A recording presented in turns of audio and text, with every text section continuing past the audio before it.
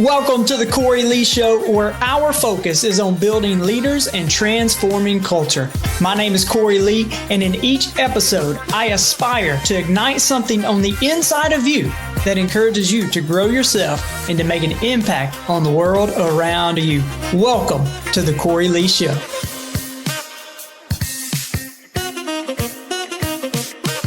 Well, welcome back to the Cory Lee Show. Got another exciting episode today. This is a solo cast, and we are here at the Well Recording Studio in downtown Tupelo, Mississippi. And if you're in the area, you're looking for a place to drop in and record your podcast or whatever you like to record, hey, reach out to us. You can reach out in the show notes below or email me, Cory at CoryLeeLeadership.com, and we can hook you up. Well, today I wanted to share with you really an excerpt from my upcoming book called Champions: The Lifestyle, the Attitudes, the Choice. And really, I hope by the end of this episode today that it sparks something on the inside of you, that it triggers something on the inside of you to inspire you to step into everything that God has designed and created you to be, to become exactly who God created you to be. And just I always want to encourage, inspire, and motivate and uplift. And so today we're talking about champions. And as I start this, kind of the introduction of the book, I want to introduce our podcast the same way with one of my favorite quotes called "Man in the Arena." But leading up to that, this is actually Teddy Roosevelt.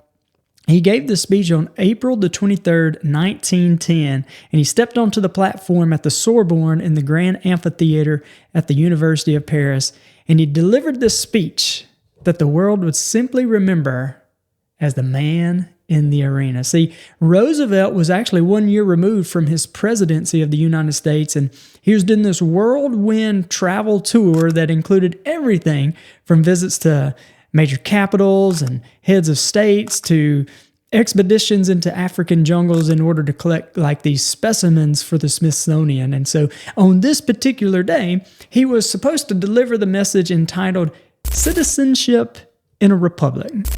And as he read this, as he wrote and read his speech, he minced no words whatsoever in his address. And the spirit of the words in which he used still stir up the passions within individuals to boldly step across the line of timidity, fear, and apathy and uncertainty that binds so many people to an unfulfilled life.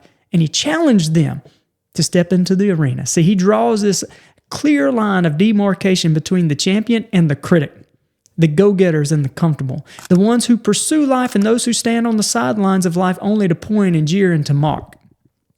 See, the critics are the many who sit in their comfortable chairs of judgment. They speak of what should be done and what could be done and what would have been done if they were in someone else's shoes.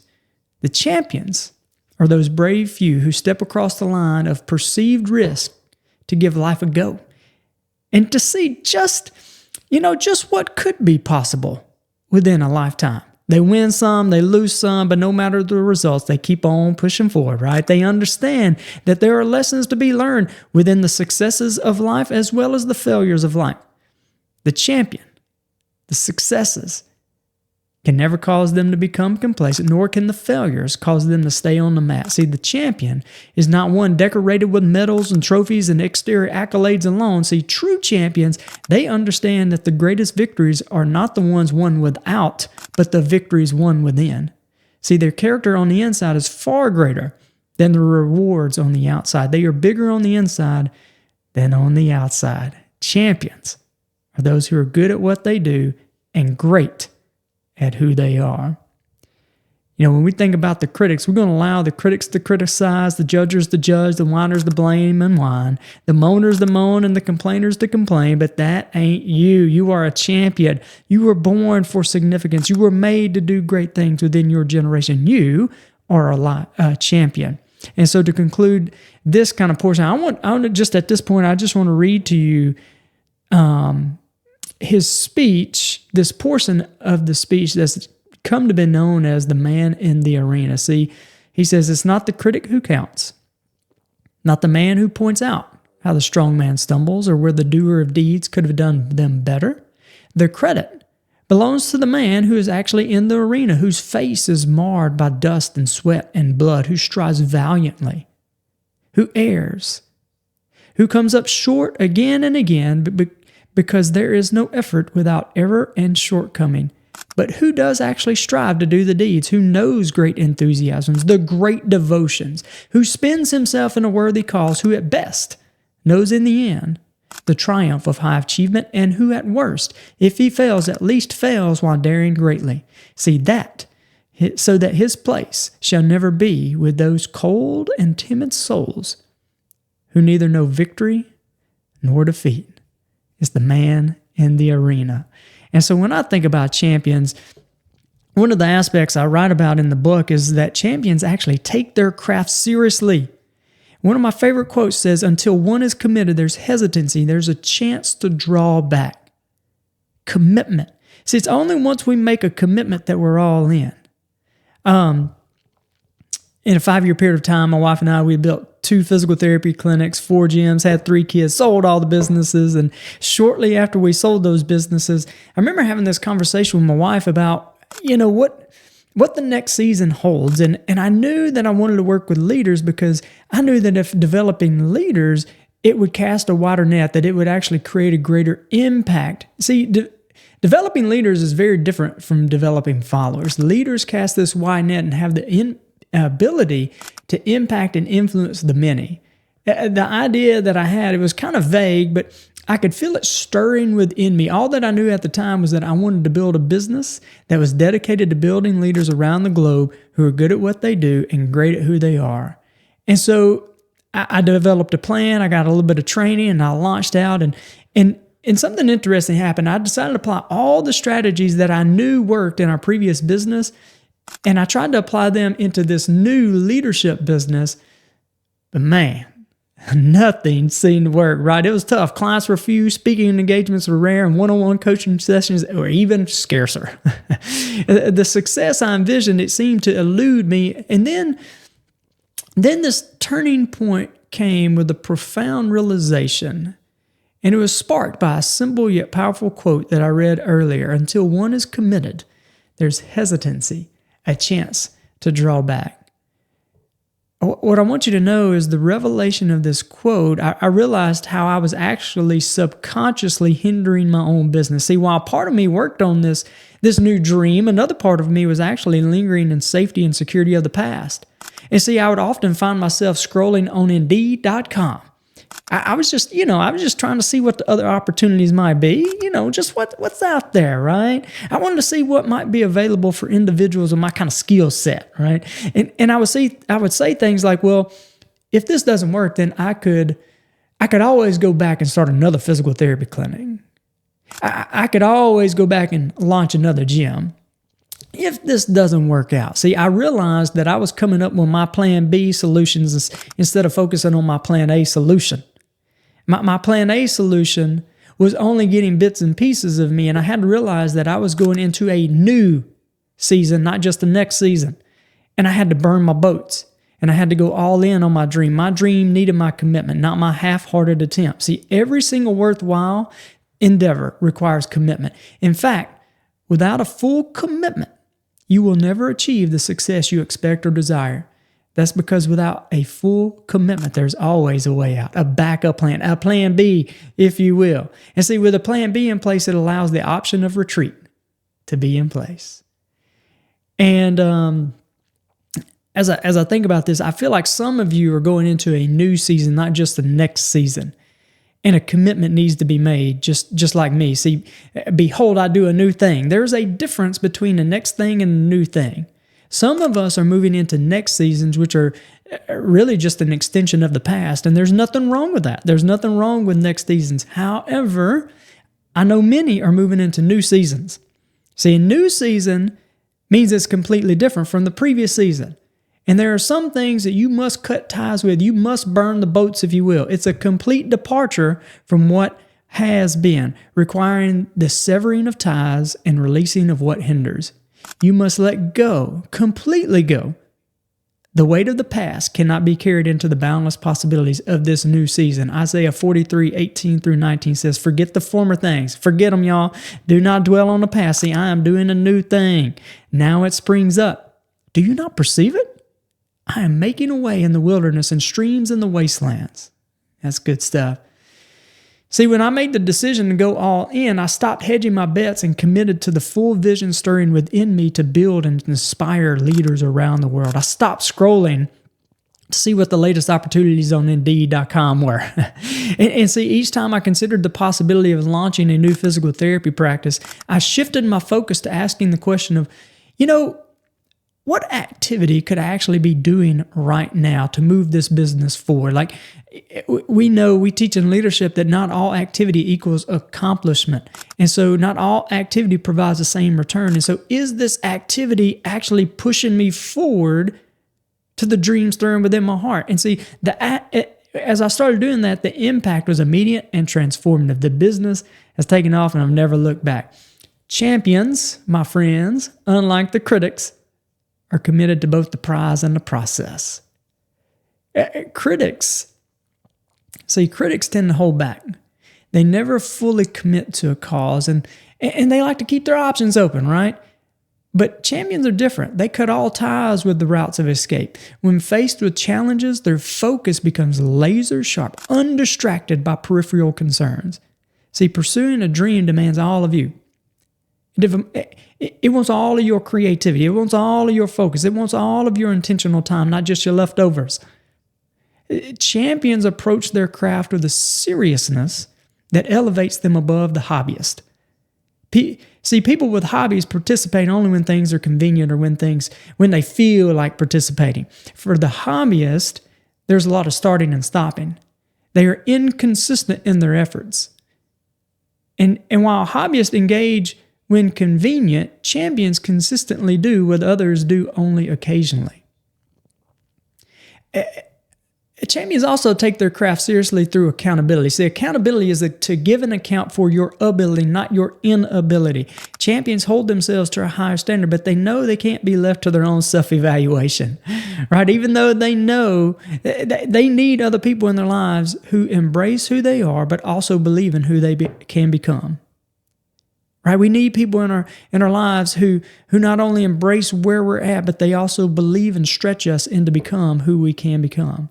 So they not only surround themselves with other champions, but they also invite trusted people into their lives who will tell them what they need to hear and not just what they want to hear, right? They invite other champions who operate at a high level of awareness to shine lights into their blind spots. Hey guys, I hope you are enjoying this episode of the Cory Lee Show. Y'all, I am on a mission to build leaders and to transform culture. So if you're looking for a speaker who speaks directly to the heart, a mentor to come alongside you and your team, or if you're in a position where you're looking for a personal coach who embraces where you are and also believes in who you could become, then I would be honored to walk this path with you. Simply reach out to me on my email at Cory@CoryLeeLeadership.com. Look, let's make your vision a reality. Contact me and together we'll navigate the path from aspiration to achievement. Your transformation, it starts now. We call them blind spots for a reason, right? That's because we can't see them. And so many times we can't see the picture when we are in the frame, and we need others to help us see. This inner circle of champions, it illuminates those blind spots and it offers invaluable perspective. I'll give you guys a great question to ask, and here's a great question you can ask other people. Really, those people who truly know you and are close to you. But what's it like being on the other side of me? What's it like being on the other side of me? That's a great question. There's a phrase out in the personal growth leadership world. It says that you are the average of the 5 people closest to you. Think about that. You are the average of the 5 people closest to you. I believe that's true. And as you think about it, think about when you were growing up, your mom and them used to say, hey, you don't need to hang out with such and such, or hey, you need to spend a little more time with such and such over there. Like, why would your mom and them Say you don't need to hang out with little Sally or little Billy. Well, they know that we have this tendency to, the people we hang out with have a tendency to influence us. Like we tend to talk about the same things. We tend to be interested in the same things. We tend to have the same interest, and that influence can rub off on us. And so they wanted us to be in a good crowd. And so my question to you is, at what point is that no longer true? Is it no longer true when we graduate high school? Is it no longer true when we get 30? Is it no longer true maybe when you get married or when you have your first child? And I would like to propose to you, it's always true, right? Who we hang out with, it matters. See, champions take their craft seriously by being intentional about who's in their inner circle. And the key voices that speak into our lives. See, it has been said that you are that average of the 5 people closest to you. Think about that, right? When you think about that, a champion's inner circle consists of others who are growing. They do not surround themselves with the critic, the cynic, the complainer, the negative Nancy, or the gossiper. Champions know that if any of those are allowed to speak heavily into their lives, then a lid has been placed on the top and it limits their growth. They invite others who are committed to growth. They seek out those who are bigger, stronger, faster, because they know that if they are the most gifted person in the room, then they're in the wrong room. See, champions only allow those to come near. Like I'm talking about those inner circles. I hope you catch my heart on this. I'm talking about those people who have influence in your life. That inner circle, they really, really are guarded with that, and I think you should be. Champions only allow those to come near who, when they ask what they think, they actually think about what they're thinking about, right? Some people just like to respond and they don't think. Some like to simply give opinions, but I want you to know opinions are the cheapest commodity in God's creation. Anybody can give an opinion. Why it's easy to give an opinion is because opinions do not consider or take into account responsibility for the outcome or the action that is to be taken. See, they can give an opinion easily because they don't have to bear the weight of the responsibility for the action that they just recommended. So before we ask people what they think first, make sure they actually think, right? They have other champions who will sharpen them, just as iron sharpens iron, so one man sharpens another. In the sharpening process, there's friction. If you think about it, right, sharpening is not always a comfortable process, but it results in refinement. And what champions do is they have others who will ask them the hard questions. But not only that, people who ask them the hard questions with the heart posture of love to see them grow and not stay in the same place. They do not surround themselves with those who will help them make excuses. I like how Jim Rohn says. He says, "Don't join an easy crowd. Go where the expectations and the demands to perform are high." See, champions guard well their inner circle. And really, one last thought on this as it relates to the 5 people closest to you. Champions aren't just receiving, but they're pouring out, right? Like they are rivers and not just reservoirs. They know that a relationship is a two-way street where each party gives 100%. They know that if a relationship gets lopsided, then that relationship will never last. And so champions are continually striving to pull up the average of those around them and elevate the people around them. And so last thought on this is when I think about champions, they take their craft seriously because they know who they are. See, champions live from their identity as a champion, not fighting for identity. And this is a huge difference. There's a huge difference between living like a champion and living like an underdog. See, the underdog lives with a chip on their shoulder and desires to prove others wrong. They see the world from the perspective that people are always out to get them and they have to get what is theirs and they have to go take what is theirs.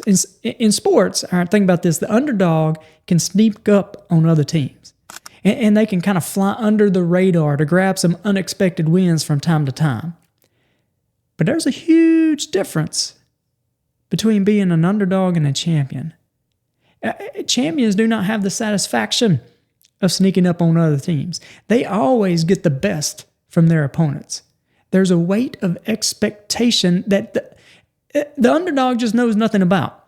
And that's And that's what causes their inconsistency. See, they can dominate moments, but look like complete beginners at other moments. Many know how to live their lives as an underdog, but they don't know how to live like a champion. They experience the occasional win, but they aren't fully mature in how to handle the new identity of being a winner, so they revert back to the bad habits. And what I want you to know is many times this is really an unconscious activity, and the reason is that their belief is still in who they were instead of who they are. And our beliefs drive our behavior. And so no matter if I've experienced a few wins, if deep down inside of me I do not believe I'm a winner, I will eventually return to my internal set point. See, we will never outperform our own self-image. Just like that thermostat on the wall that is set at 70, if the temperature in the room rises above 70, then that unit's going to kick on and it's going to bring the internal temperature back to the set point. You must see yourself as a champion. You are a champion. And see, understanding identity is important because we truly will never outperform that own self-image. Without identifying as a champion, we'll spend too much time focused on the competition instead of growing into our potential. I heard this story one time when I asked what he thought about his team's competition, Auburn and Georgia.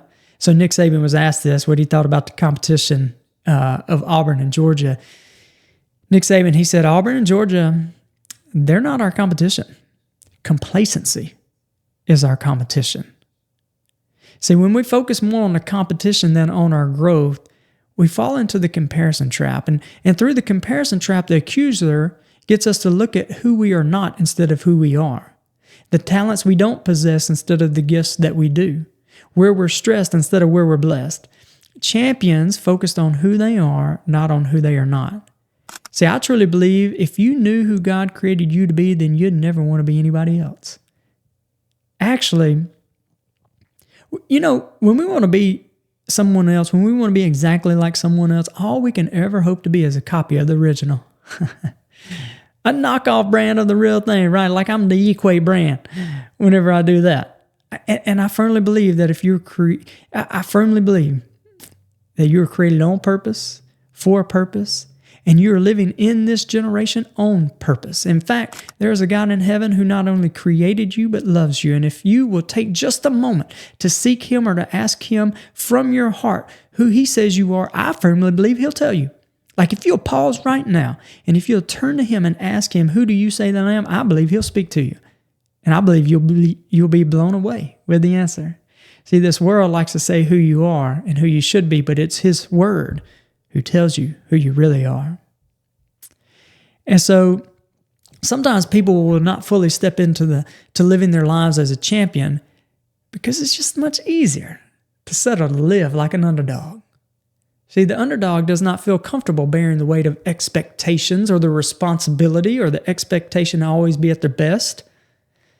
It's just a whole lot easier to show up and to do your best when they want to. It's just a whole lot easier to maintain the talent that you have instead of going out to put in the extra effort to discover what all the Lord has placed into your account. Underdogs like to perform only when the lights are bright. Champions make the choice to perform at the same level of intensity even when no one's watching. They know this is the great separator between living like an underdog and living like a champion. It's what's done when no one's watching, even when no one may even know what's being done. It's what you do in the dark, right? It's when you're putting all that work in, that effort in the dark, not even knowing that it's going to work, but you putting it in when nobody's watching. But honestly, it all gets exposed in the end. See, what's done in the dark, it eventually gets exposed. What's been done well in the dark will eventually be exposed as well. There is a weight of expectations that champions carry that crushes the underdog. See, the champions carry it because they've done the internal work that's done in the dark. I find it interesting that the underdog likes to tell people all about who they are and what they've done and the efforts they put in, while the champion, you know what, they just show up. They just show up and show people. It ultimately gets revealed. The reality is, if you have to tell everyone how great you are, you probably aren't that great. You're probably more insecure than great. See, you do more by showing than you do by telling. Andrew Carnegie said, the older I get, I pay less attention to what men say. I just watch what they do. How about that? See, I believe you are a champion. I believe you have been called to a generation such as this, and that this world needs champions who operate from a pure heart, with clean hands, pure convictions. I believe this world needs that. I believe this world needs champions who operate at a high level, who are unwilling to accept bribes, unwilling to go in back rooms, unwilling to get their hands dirty in the evil way, but get their hands dirty by putting in hard work. This world needs that. It's called shining your light into a dark world. And it's the brightest lights shine the brightest on the backdrop of darkness. And so, hey, I hope this podcast has encouraged you. I hope it has inspired you. I believe in you. I believe in your dreams. You are a champion. I know you are. And so, hey, if today has encouraged you or inspired you, give me a comment below what has stood out to you. I would love to hear that. But also, if you don't mind to share it, that allows us to get this message out to more people. It also helps to give a review and to like and subscribe. That way, even more people, it does some stuff with the algorithm stuff, as you guys probably know better than I do. But getting this message of hope and encouragement and inspiration out to even more people is what I would love. And I would love your help in doing that. So you can do that by liking and subscribing, review, but also sharing it with other people. So, hey, I hope you guys have a great day and God bless. Thanks for joining me today. I hope I have added value to you. And if you have found value in this episode, let me know. Drop a comment and make sure you share with a friend or family member. See you next episode.